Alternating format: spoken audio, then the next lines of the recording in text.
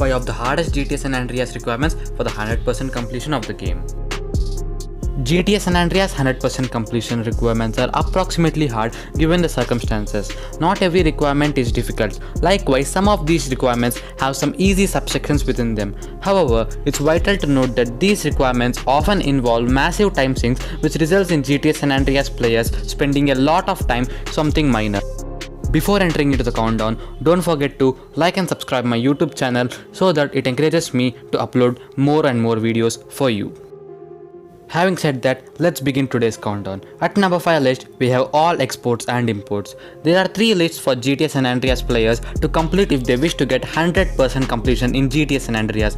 There are 30 vehicles in total that a player needs to collect, but it's worth nothing that they have to complete one list before going to another. Some vehicles are easy to find, while others can be trickier without resorting to a guide. Even if they find all of the vehicles that they need, the Gta San Andreas players also has to make sure that they deliver it to the same destination each and every time. Number 4.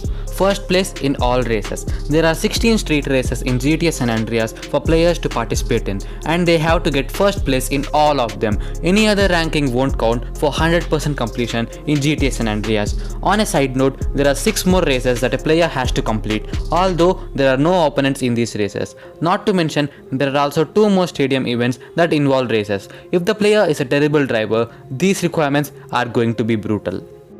Number 3. All trucking side missions. Not all vehicle side missions are required for 100% completion, but trucking is one of them. There are 8 trucking missions in total, with some of them being more annoying than anything else. As the name would imply, the player is supposed to deliver some cargo to a destination. Unfortunately, the vehicle isn't particularly great and the cargo has a habit of slipping off rather easily. Some of these missions involve a wanted level, which can make it seem like artificial difficulty more than anything else.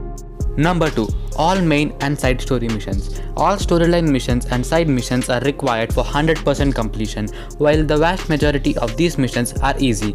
There are a few outliers that have been known to frustrate Gta San Andreas players.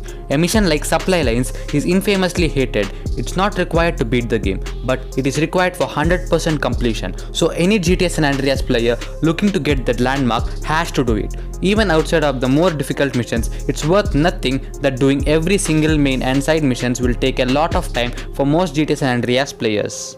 Number 1. Collecting all collectibles. One of the most difficult part is the fact that players won't know which ones they've collected and which ones they haven't. It's not marked on the map like mission markers, so this means that players might backtrack and see collectible that they've collected already or not. This is especially egregious given that there are 100 tags, 50 oysters, 50 snapshots and 50 horseshoes. San Andreas is a big map, so it's going to take a long time to find every collectible even if the player resorts to using a guide. Without a guide, it's going to take even longer.